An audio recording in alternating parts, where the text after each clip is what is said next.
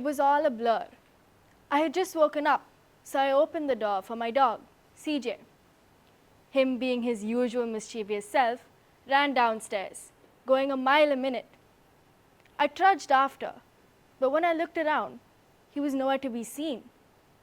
I blinked, and in that same moment, my mom came out of her room with a yawn, and CJ appeared in front of me with a pair of socks in his mouth. I let out a yelp for help, and my mom immediately grabbed a couple of treats, hoping to trade the socks for them. It almost worked.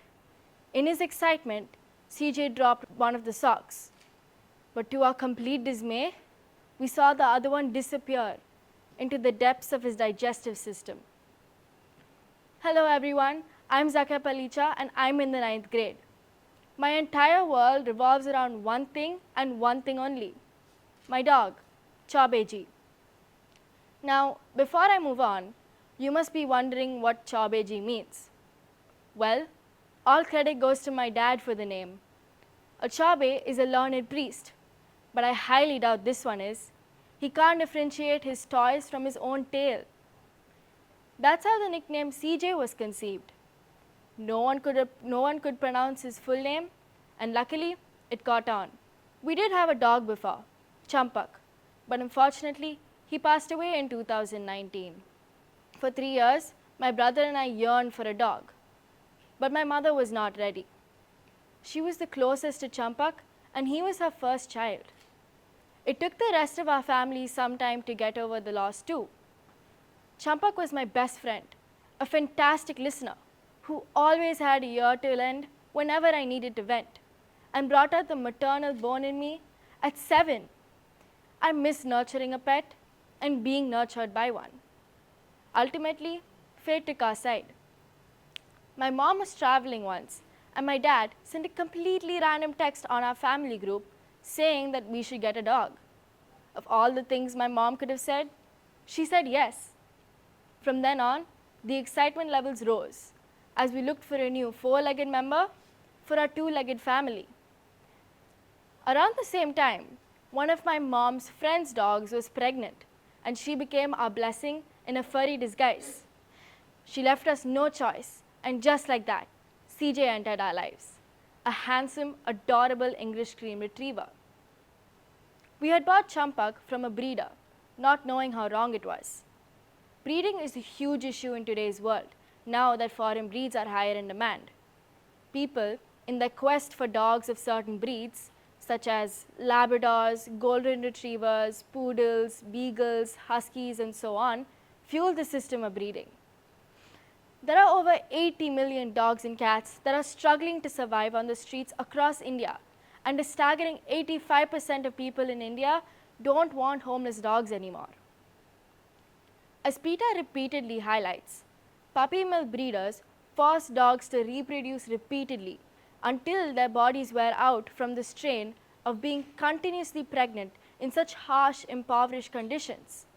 At this point, female dogs are worthless to the breeder and are often dumped at animal shelters, auctioned off, or cruelly killed. Breeders' obsessions with pure bloodlines often lead to inbreeding. This causes painful and life-threatening disabilities in purebred dogs, some of them being crippling hip dysplasia, blindness, deafness, heart defects, skin problems, and epilepsy. Pregnancy and labor in any species comes with inherent risk to the mother, including death. Coretta Scott King once said, "The greatness of a community is most accurately measured by the compassionate actions of its members." Where is the greatness in our community? Is it even there? The night before CJ came home, I fell asleep as happy as a kid on Christmas Eve. I knew it was going to be tough bringing him up, but I was ready to give it my all. But nothing could have prepared me for the events that followed. The second he entered our home, CJ claimed it as his own. On the first night itself, His Majesty had to be sung to sleep. Otherwise, he just wouldn't stop barking. This was one of the minor problems he created. He used to pee all over the place.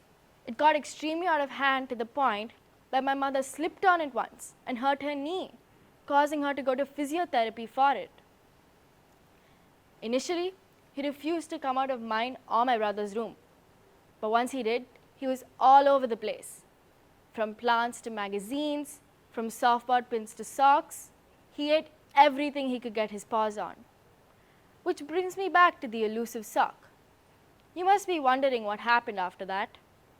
Well, after frantically searching for the other sock, hoping we had just imagined that he had swallowed it, we gave in to the bitter truth. He had a belly full of wool. What now? Over a month, numerous visits to the vets took place. Every time we went, he needed a barium test, a diagnostic test that helps examine gastro issues and foreign objects in dogs and humans alike. After the barium was fed to him, we would let it settle in his stomach for a while and then take an X-ray. Barium shows us a high contrast in X-rays, so if there was any abnormality, we would have been able to see it. The first visit showed the sock happily curled up in his stomach. The second one showed that it was about to enter his intestine. This is when the vet tried giving him salt water in an attempt to throw up the sock and avoid surgery. As salt water burns for dogs and tastes horrible too, more went out of CJ than went in. And by the end of it, the entire room was covered with way more salt water than any ocean could ever have. But yet, it was all in vain. The sock just wouldn't budge and continued to escape us. By the time we did the third X-ray, the sock didn't even show up. It had disappeared without a trace, not even a thank you for the pleasant stay it had had. A few months later, a similar incident took place. I had kept my favorite headband on my shelf, seemingly out of CJ's reach. I learned the hard way that I couldn't have been more wrong. Dogs are extremely sun-driven, and any item of clothing with what seems like a little odor to us is bursting with irresistible aroma flavor to them. I was just leaving for school when I heard my mom call out to me. I went to my room, definitely not expecting what came next. I saw CJ in a corner, his head down. He dropped something. It didn't take me too long to realize that it was that very headband. I ran to grab it, but he beat me to it. Whenever my mom or I went near him, he would start to growl. We learned from the sock incident not to give him treats, but how else would we get the headband out of his mouth? After coaxing him with no success, my mom's gears shifted, and she picked up a lemon-flavored disinfectant spray. Maybe this would make him sneeze and spit it out? I waited with bated breath. As CJ let the headband out, I ran to grab it before he could take it again and aimed it at the dustbin. I would say we stumbled upon an effective hack to help us retrieve items that he himself was constantly retrieving. Now, whenever we so much as show him the can, he drops whatever he has in his mouth. But of course, this didn't come without constantly and consistently training him. Instead of punishing him for everything he did wrong, we rewarded him for everything he did right by giving him a treat or a hug, which I don't think he appreciated. B.F. Skinner was an American psychologist and behaviorist who is considered the father of behaviorism. He coined the term positive reinforcement, which highlights that whenever a behavior is enhanced by a reward, it leads to a repetition of the said behavior. How did we manage his uncontrollable antics, you might ask? Not by punishment. Two separate studies done by Hibby and Blackwell in 2004 found that dogs trained using punishment were less obedient than dogs trained using positive reinforcement. Dogs whose owners trained them using punishment were more likely to develop behavioral problems such as fear or aggression. Not only that, but we spoke to him 24/7 to try to get him to understand the difference between the good and the bad. And I guess Skinner said it right. Properly used, positive reinforcement is extremely powerful.